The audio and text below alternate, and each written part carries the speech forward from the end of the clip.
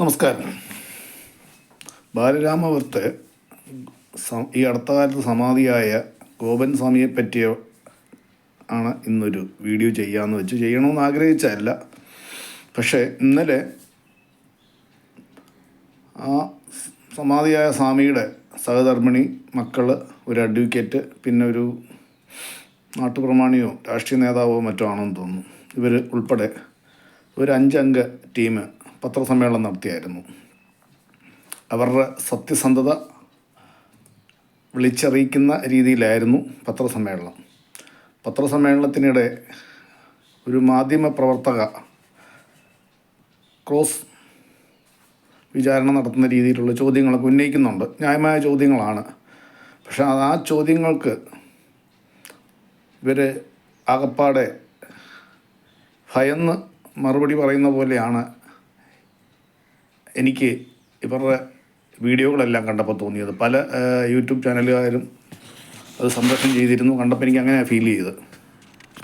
ഞാൻ ചോദിക്കുകയാണ്, ഇന്നലെ ഈ പത്രസമ്മേളനം ഇവരുടെ സത്യസന്ധത വിളിച്ചറിയിക്കാനായിട്ട് ഇവർ ഇത്രയും ആക്റ്റീവായിട്ട് പത്രസമ്മേളനം നടത്തിയ ഇവർ എന്തുകൊണ്ട് സമാധി ഇരുത്തുന്നതിന് മുമ്പ് ഈ രാജ്യത്ത് ഒരു നിയമമുണ്ടെന്നും ഒരു ഭരണഘടനയുണ്ടെന്നും അതിന് ഞാൻ മരണപ്പെട്ടാൽ പോലും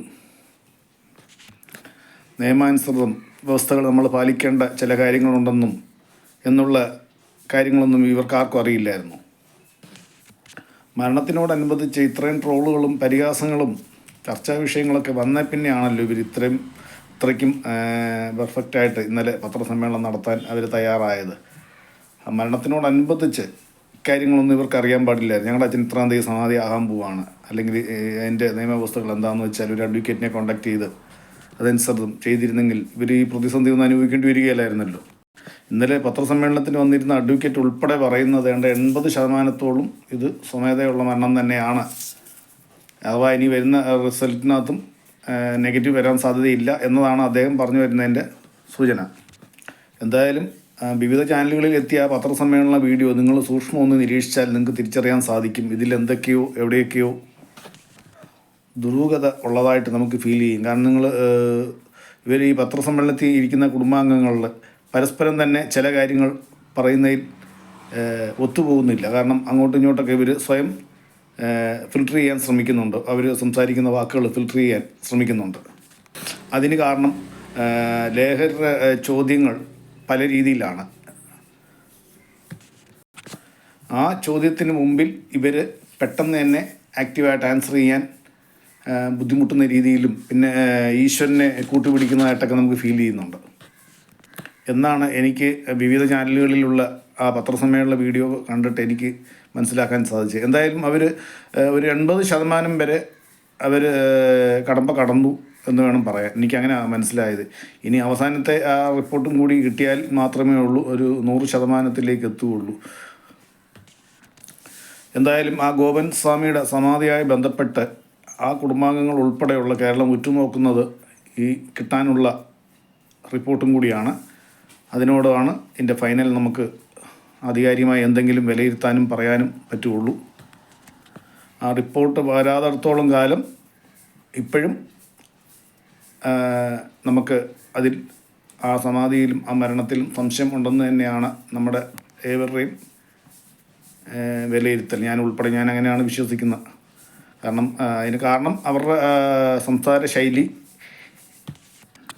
അവരുടെ സ്വന്തം വീടിൻ്റെ കോമ്പൗണ്ടിൽ നിന്നും പത്രസമ്മേളനം നടത്തിയിട്ട് പോലും അവർ അത്രയ്ക്കും പതറുന്നുണ്ടെങ്കിൽ, നേരെ മറിച്ച് മറ്റുള്ള സ്ഥലങ്ങളിൽ പോയി നമ്മൾ അന്വേഷണം നടത്തുകയോ എല്ലാം ചെയ്യുക, ഇവരെ കൊണ്ടുപോയിട്ട് അന്വേഷണം നടത്തേണ്ട സാഹചര്യം ഉണ്ടായാൽ ഒരുപക്ഷെ ഇച്ചിരിയും കൂടി കാര്യങ്ങൾ കോംപ്ലിക്കേറ്റഡായിട്ട് പോകും എന്നാണ് എനിക്ക് തോന്നുന്നത്. അവരുടെ പത്രസമ്മേളനം കണ്ടിട്ട് തോന്നുന്നു.